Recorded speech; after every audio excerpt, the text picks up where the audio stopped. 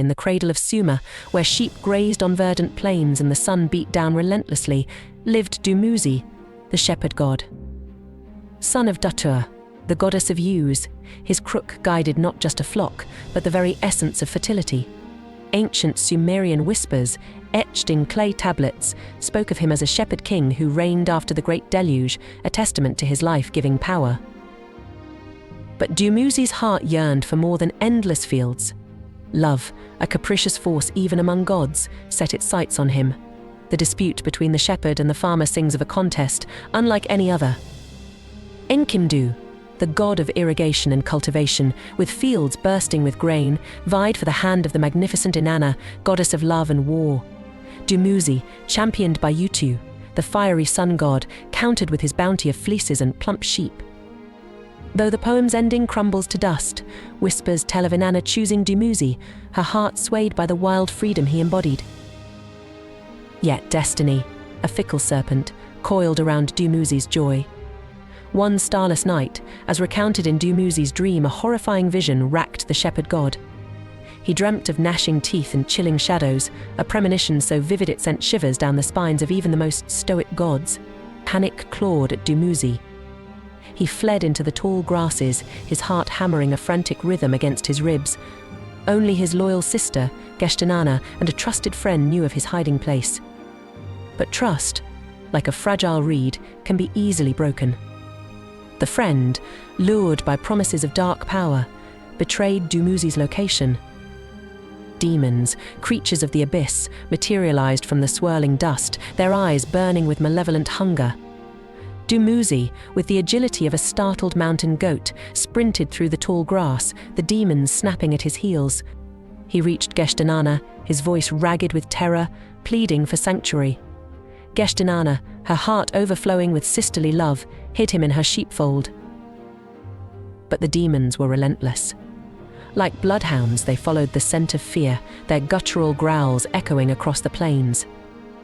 Inanna, her voice hoarse from screaming defiance, fought with the fury of a lioness protecting her cubs. But the demons were overwhelming. They stormed the sheepfold, a wave of darkness engulfing the terrified sheep and the valiant shepherdess. Dumuzi, his heart turning to ice, watched in horror as his sister fell, her cries swallowed by the night. The capture was brutal. The demons bound Dumuzi, their laughter a grotesque symphony in the blood-soaked earth. Desperate, Dumuzi called upon Utu, his brother-in-law, a beacon of hope in the encroaching darkness. Utu, ever the protector, intervened. With a flash of light, he transformed Dumuzi into a gazelle, its swift hooves pounding the earth. The demons, momentarily stunned, gave chase, but the gazelle, a blur of brown and white, easily outran them. Relief, a fleeting visitor, played on Dumuzi's lips, but the demons wouldn't be deterred. They regrouped, their hunger for vengeance growing with each passing moment. Dumuzi, panting and exhausted, transformed back into a man, seeking refuge in a ramshackle hut on the outskirts of a village. An old woman resided there, her face etched with the lines of a life lived under the harsh sun. Dumuzi, his voice trembling, revealed his identity, the husband of a goddess, pleading for her help. The woman, her gaze devoid of recognition, offered him water and a meager meal. Dumuzi, his hope flickering, felt a surge of gratitude. But as she left the hut, a horrifying realization dawned on him. The demons had arrived. They saw the woman, a glimmer of hope in their dark eyes. They stormed the hut, their monstrous forms filling the doorway. Dumuzi, cornered and desperate, once again called upon Utu. The sun god, his face grim, transformed him back into a gazelle. This time, Dumuzi didn't flee blindly. He raced towards Inanna's sheepfold, the only place that felt remotely safe. As he neared the familiar enclosure, a blood-curdling scream pierced the night. Inanna. He saw her beautiful form crumpled on the bloodied ground, her lifeless eyes staring sightlessly at the heavens. A primal roar escaped Dumuzi's throat, a sound that echoed through the night and shook the very foundations of the earth. But his rage was impotent against the demons who now surrounded him.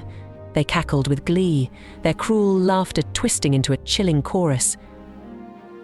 With a swiftness born of despair, Dumuzi charged at the demons, his horns lowered like a battering ram. He struck one with a bone-jarring impact, sending it sprawling. But there were too many. They swarmed him, their cold, dead hands tearing at his flesh. Dumuzi fought back, his desperation a whirlwind of kicks and punches, but it was a losing battle. Darkness threatened to engulf him, the taste of copper thick on his tongue. Just as he felt his strength failing, a blinding light erupted from the heavens. Utu, witnessing the brutal assault on his brother-in-law, unleashed a torrent of solar energy. The demons shrieked, their bodies dissolving into wisps of smoke as they recoiled from the holy light. Dumuzi, momentarily saved, collapsed onto the dew-kissed grass, his body racked with pain. Utu descended, his face etched with worry. Dumuzi, he boomed, his voice like rolling thunder. This cannot continue. We must find a way to appease the underworld, he explained the wishes of Inanna, the goddess whose heart Dumuzi had captured. Grief, sharp and sudden, tore through Dumuzi. Inanna, his beloved, had condemned him to this fate. Dumuzi refused.